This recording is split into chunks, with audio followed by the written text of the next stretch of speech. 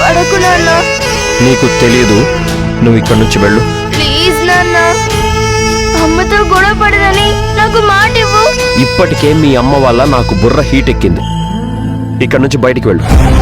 నాన్న ప్లీజ్ నాన్న, ప్రామిస్ చెయ్యి, ప్రామిస్ చెయ్యి నాన్న. వెళ్ళు. నువ్వు అమ్మతో గొడవ పడనని ప్రామిస్ చేస్తేనే నేను వెళ్తాను. భవానీ వెళ్ళు. నాన్న ప్లీజ్ నాన్న, ప్రామిస్ చెయ్యి నాన్న.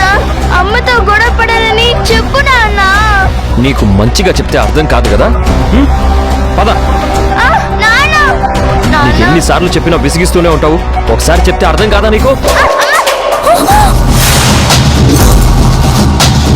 అర్జున్, పిచ్చి కింద నీకు.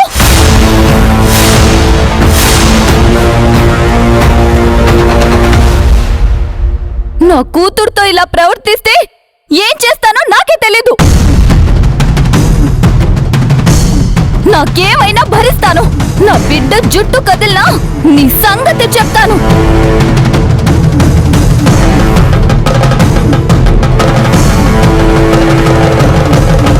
పుస్తకాలు కావాలి, చాక్లెట్లు కావాలి, బొమ్మలు కావాలని అనాల్సిన వయసులో నాకు ప్రశాంతత కావాలని అడుగుతుంది నా కూతురు. నీకసలు సిగ్గుందా? నీకేం తక్కువ చేశాను? ఎందుకు ఇలాంటి దరిద్రపు పనులు చేస్తున్నావు? నిన్ను పిచ్చి దానిలాగా ప్రేమించింది నేను. ఇప్పుడు నన్ను చూస్తే అంత అసహ్యం వేస్తుందా నీకు? ఒక తండ్రిగా, ఒక భర్తగా ఓడిపోయావు అర్జున్. సొంత బిడ్డని మెడ పట్టుకొని గెట్టుతున్నావు కదా. నువ్వు అసలు మనిషివేనా?